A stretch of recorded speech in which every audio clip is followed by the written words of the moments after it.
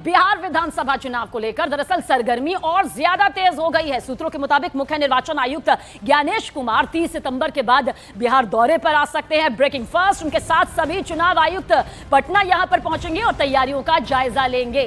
30 सितंबर को बिहार एसआईआर की प्रक्रिया पूरी होने के बाद आखिरी मतदाता सूची देखिए यहां पर जारी की जाएगी और इसके बाद मुख्य निर्वाचन आयुक्त का पटना दौरा यहां पर तय माना जा रहा है। दरअसल माना जा रहा है कि बिहार पहुंचते ही चुनाव आयोग जो है वो चुनाव विधानसभा की तारीखों का ऐलान कर सकता है। सूत्रों के मुताबिक चुनाव की तारीखों का ऐलान 2 अक्टूबर से 10 अक्टूबर के बीच यहां पर किया जा सकता है। यानी कि 2 अक्टूबर का पहला हफ्ता बिहार की सियासत, बिहार की राजनीति के लिहाज से बहुत ही ज्यादा अहम रहने वाला है, क्योंकि उस तारीख का इंतजार न सिर्फ बिहार की सियासी पार्टियां बल्कि पूरा जो बिहार है, बिहार की जनता यहां पर कर रही है।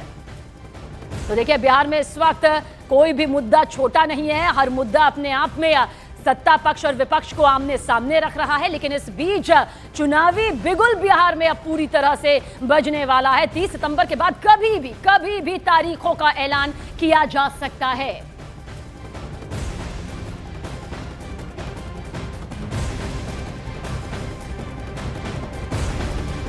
और हमारे सहयोगी चंद्रमोहन ज्यादा जानकारी के साथ। चंद्रमोहन, चाहे सत्ता पक्ष हो या विपक्ष हो, हर किसी ने अपनी कमर इस वक्त कसी हुई है। हर मुद्दों पर वार पलटवार खूब नजर आ रहा है, लेकिन अब ये वो चुनावी बिगुल है जिसका इंतजार किया जा रहा था। कोई तय तारीख सामने आ रही है? देखिए, जो सूत्रों से जानकारी मिली है उसके मुताबिक 2 तारीख से 10 तारीख के बीच में चुनावों का ऐलान हो सकता है। और जो चुनाव आयोग के सूत्रों से जानकारी मिली है उसके मुताबिक 3 चरणों में 2 से 3 चरणों में चुनाव कराए जाने की तैयारी है, जिसमें एक चरण होगा साउथ बिहार, फिर नॉर्थ बिहार और साथ ही जो पहला चरण है वो नक्सल प्रभावित इलाका जो माना जाता है, जिसमें गया, जमुई, नवादा ऐसे जो जिले हैं, इन जिलों में सबसे पहले चुनाव होगा। तो जो चुनाव आयोग की तैयारियां हैं वो पूरी कर ली गई हैं और जो सूत्रों से जानकारी मिली है उसके मुताबिक 30 सितंबर के बाद मुख्य चुनाव आयुक्त कभी भी बिहार आ सकते हैं और उसके बाद पहले यहाँ के चुनाव आयोग के साथ उनकी मीटिंग होगी और उसके बाद बिहार के तमाम जिलाधिकारियों के साथ, एसडीएम के साथ बैठक होगी, जिसमें एसएसपी, एसपी, डीआईजी, आईजी और साथ ही पुलिस हेडक्वार्टर के अधिकारी मौजूद रहेंगे। और उसके बाद फिर चुनाव आयोग जो है जब इन लोगों के साथ मीटिंग कर लेगी उसके बाद आगे तारीखों का ऐलान कर सकता है। और जो जानकारी मिली है उसके मुताबिक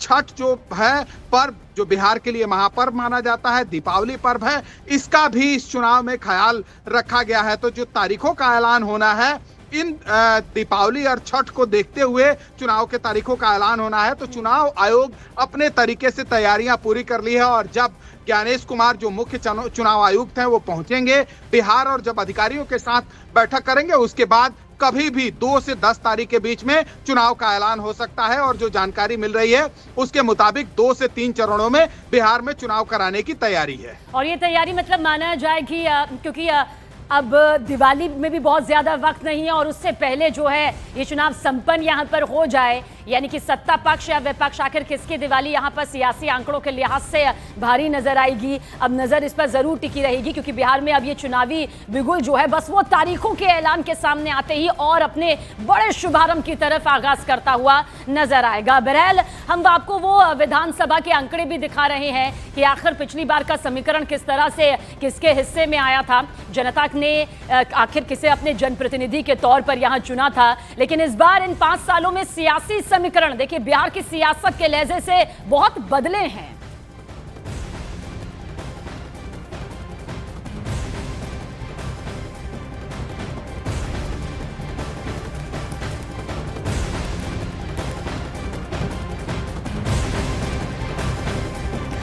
और देखिए खास पैनल इस वक्त हमारे साथ मौजूद है, क्योंकि जिस तरह से ये पूरी तस्वीर नजर आ रही है सियासी तौर पर, अभी बिहार की सियासत को लेकर हम यहाँ पर बातचीत कर रहे हैं और एक खास पैनल भी इस वक्त हमारे साथ में मौजूद है। इंट्रोडक्शन आपका यहाँ पर करवा देते हैं, लेकिन सबसे पहले हर्षवर्धन त्रिपाठी जी, बहुत जल्द आपसे यहाँ पर जानना चाहेंगे बिहार की ये सियासत जो इस वक्त नजर आ रही है जिसमें ये चुनावी बिगुल अब बजेगा, कहा जा सकता है यही असल बिगुल होगा जिसका इंतजार तारीखों के जरिए किया जा रहा है? निश्चित तौर पर सबीना, और मुझे लगता है कि लोकतंत्र का ये उत्सव है।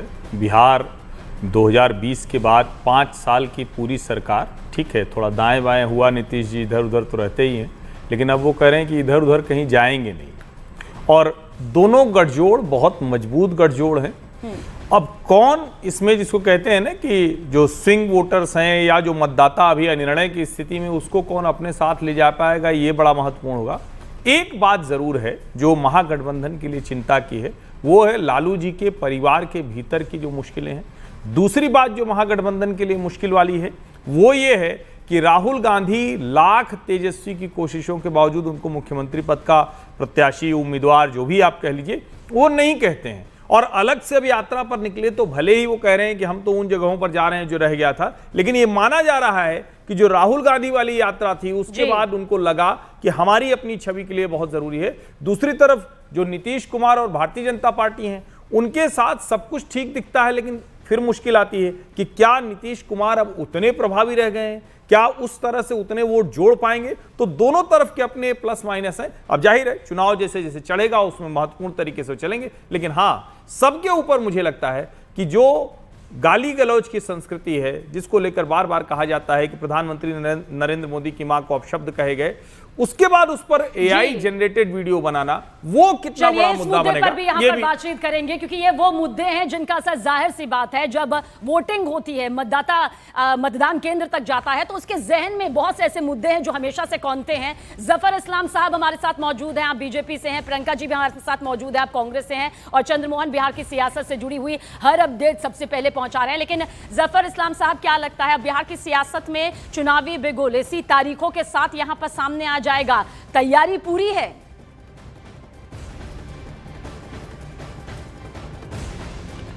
देखिए, भारतीय जनता पार्टी और एनडीए के पार्टनर्स पूरे तौर से तैयार है बिहार में। भारतीय जनता पार्टी के बारे में अक्सर टीवी चैनल पे हम सुनते रहते हैं कि भारतीय जनता पार्टी एक इलेक्शन मशीन है, मतलब हम इलेक्शन के लिए हर वक्त पूरे दमखम से तैयार रहते हैं। और इसको मैं अगर पुख्ते तौर से बोलूं कि बिहार के परिप्रेक्ष्य में तो हम पूरे तौर से तैयार है। जिस तरह से हमने तैयारी की है, ज़मीन तक लोगों तक पहुंचने की कोशिश की है और जन जन से हमने जो है राब्ता कायम किया, और पूरी उम्मीद है कि इस बार का जो नतीजा आएगा, ये जो उम्मीदों पे तेजस्वी यादव हो या फिर राहुल गांधी जो उम्मीद बना के बैठे हो, उस पर पूरा पानी हो जाएगा, उनकी उम्मीदों पे पानी गिर जाएगा। लेकिन विपक्ष तो ये कह रहा है, भारतीय जनता पार्टी और एनडीए पार्टनर बिल्कुल विपक्ष कह रहा है कि जो यात्राएं निकाली गई हैं, चाहे वो तेजस्वी यादव की रही हो, चाहे वो राहुल गांधी और तेजस्वी यादव के नेतृत्व की रही हो, पूरी तरह से सफल है और उसके नतीजे परिणामों के जरिए सामने आएंगे। इस सवाल का जवाब आपसे जरूर लूंगी। प्रियंका जी भी हमारे साथ मौजूद है। प्रियंका जी, सत्ता पक्ष कह रही है कि जो यात्राएं निकाली गई है उसका दूर दूर तक असर नहीं होगा और जो तारीख यहां पर सामने आएगी उसके लिए पूरी तरह से उनका जो गठबंधन है वो तैयार है। देखिए, बिल्कुल ये तो जनता बताएगी, ये हम और आप बताने वाले तो कोई नहीं होते हैं। पर ये जरूर कहूंगी कि जिस तरीके से भ्रष्टाचार बिहार में खोला जा रहा है, पोल पट्टी खुल रही है, वो तो देश की जनता के सामने है। सम्राट चौधरी जी का चाहे वो नाम हो, चाहे डिग्री हो, चाहे उनका जो है जिस जो कहते हैं एज का सर्टिफिकेट है, वो सब पूरी तरीके से सवालों के घेरे में और जनता के सामने है। आपको, लेकिन आपके खेमे में कांग्रेस और आरजेडी के बीच जो सीटों को लेकर मनभेद सामने आ रहा है, उसे लेकर क्या कुछ तस्वीर आएगी सामने? अभी लेके मनभेद और मतभेद जो भी होगा वो आपके सामने आ जाएगा। लेकिन सबसे बड़ी बात ये है कि ये तो दोनों पार्टियों में होता है, एनडीए में भी होगा। अशोक चौधरी को ले लीजिए, दिलीप जायसवाल को ले लीजिए, मंगल पांडे को ले लीजिए, ये सारे भ्रष्टाचारी सामने आ चुके हैं। दूसरी तरफ आप देखिए कि किस तरीके से बिहार में गांवों से भारतीय जनता पार्टी के नेताओं मंत्रियों को भगाया जा रहा है, उसकी वीडियोस भी पूरी तरीके से देश की जनता के सामने। तो आखिर ऐसा क्यों हो रहा है? आत्मचिंतन और आत्ममंथन की जरूरत है। ये तो तैयार है, पर क्या बिहार की जनता तैयार? हालांकि प्रियंका जी, जो मेरा सवाल है उसका जवाब ये नहीं है, उसका जवाब ये नहीं है। हम जानना चाहते हैं कि कांग्रेस के खेमे में क्या कुछ है। थोड़ा वक्त ले लीजिए, चंद्रमोहन भी हमारे साथ में मौजूद है। चंद्रमोहन, आपके जरिए जल्द अपडेट, कौन सी वो तारीखें यहाँ पर कितने वक्त में सामने आ जाती है? हालांकि इससे पहले आपने बताया 2 अक्टूबर से लेकर 10 अक्टूबर, ये वो वक्त है जब पूरी तरह से तस्वीर साफ हो जाएगी।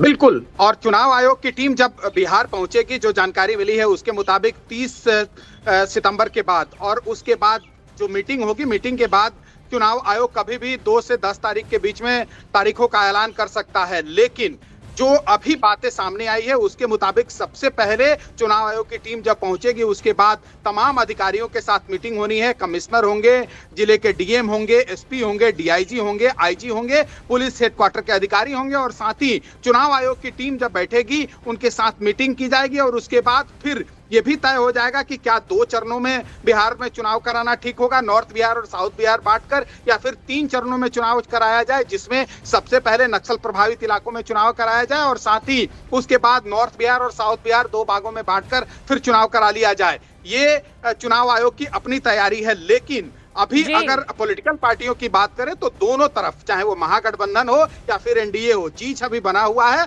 और सीटों के बंटवारे को लेकर अगर एनडीए की बात करें तो एक तरफ जीतन राम मांझी साफ तौर पर यह कह रहे हैं कि 20 सीटों से कम समझौता के लिए तैयार नहीं है। चिराग पासवान अपनी बातों को रख रहे हैं, कह रहे हैं कि 30 सीट से 40 सीट से कम अगर मिली तो हमारे लिए चुनाव लड़ना मुश्किल हो जाएगा। तो वहीं साल 2020 से अब ये साल 2025 और इन 5 सालों में बिहार की सियासत में बहुत कुछ बदला है और इसी बदलाव के चलते सत्ता पक्ष और विपक्ष की जो रणनीति है उसे भी हमने बदलते हुए देखा है।